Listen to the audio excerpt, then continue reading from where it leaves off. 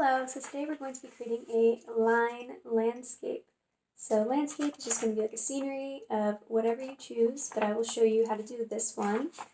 Here's a few other examples, just to give you an idea. Alright, let's go ahead and get started.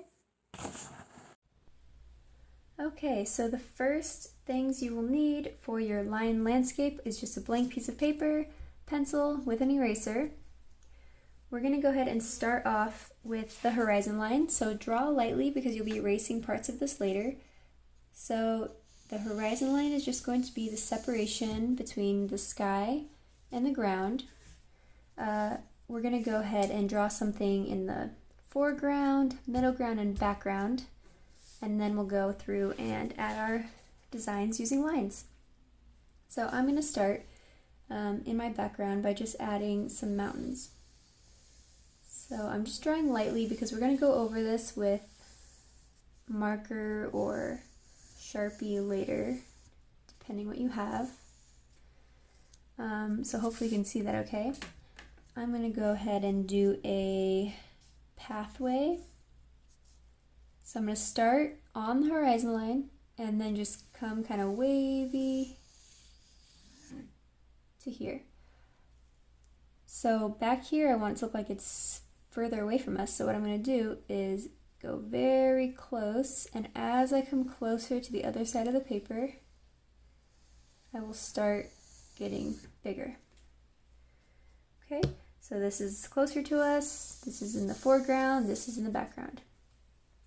Alright, so I'm also going to do a tree over here in the foreground. I'm starting with the trunk, just 2 lines. Let me scoot this up a little. Okay, for the roots, I usually like to just, close it off, something like this. You can also just do like a straight line, totally up to you. Okay. I'm just going to make it a pretty simple tree. I'm not going to do the branches all the way out, but I'm just going to come out, and then I'm going to draw 2 V's, so then I end up with 3 branches. I'm going to do 1 and 2. Notice how I'm keeping them kind of wavy, not perfectly straight, because trees are very organic and natural. They're not going to be, super straight on every branch. So we want all the branches to be a little bit different. So I have 3 here, 2 here, right? I'm not going to do it the same on every single one. This one I might do something like that. Okay, now I'm going to go ahead and add the leaves around it. So I'm just going to leave those like that for now. And I'm just going to create a shape around it. Oh, let's see how high up that goes. See that? So you're going to have to go back and erase wherever your horizon line was and your mountains.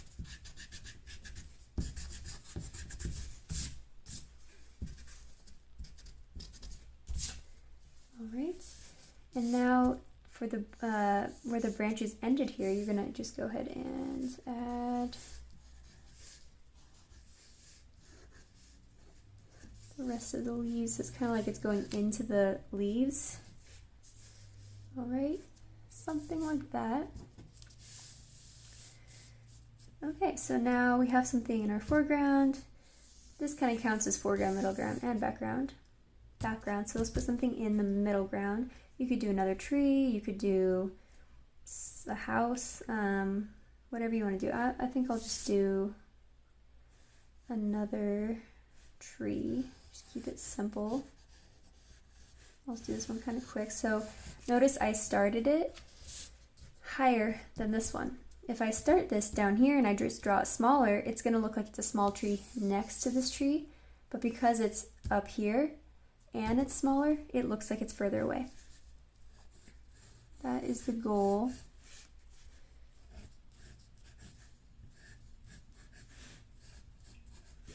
Okay, same thing if I were to make this tree bigger than this tree, but back here it would look like it's still further away from us because of where it is on the paper.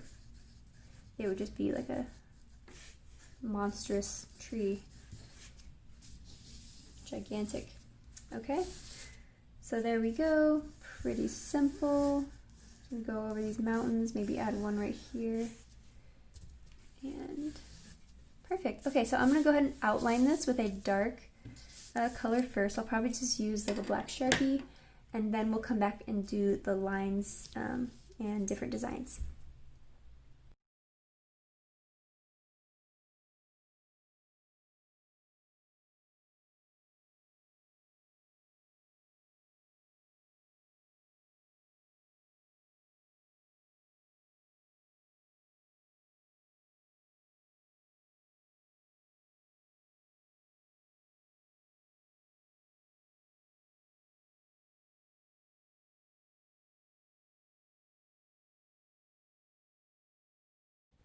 Alright, so I outlined it and then I went back and erased all the pencil marks.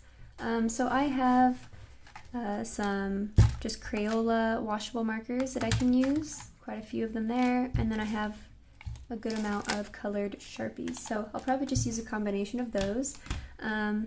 So I'm just going to go ahead and start adding some designs with these colors. So it doesn't have to be realistic, obviously.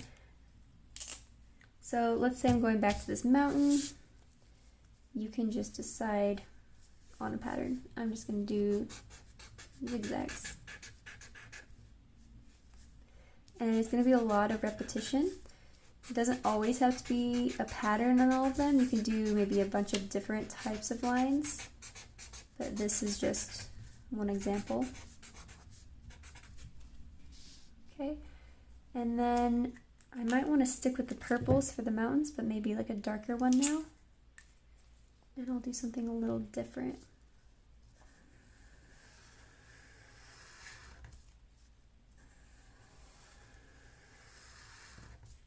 So you want to try to make the lines pretty close together so that you don't have a lot of white space. It can also be good to layer colors and do more than one color. So for example, let me finish this and I'll show you on the tree. Okay, so let's say I'll do this tree. I'm going to do a little bit of green, but I'm going to do two different color greens. So I'm going to do kind of like scribbles, a little bit of controlled scribble, like scumbling. Okay, and especially on these areas that I want to be darker, I might make them a little closer together, so it's still, I'm still using line. You want to try not to make sure you're not coloring it, but you can still use the techniques to show values, the different lines.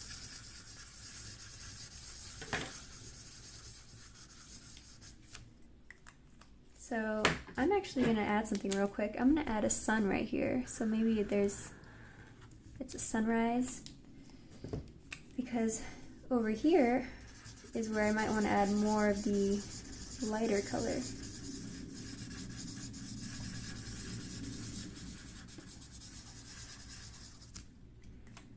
You can even take a little yellow, and maybe I'll just do it on this side so that it's like the light is hitting it. Okay, so then I might do the same thing for this tree. And I'm just going to go ahead and start working on this and kind of fast forward, and you guys can see some of the lines that I create. And then when you do yours, you can do it, you know, however you want, but you'll have lots of ideas.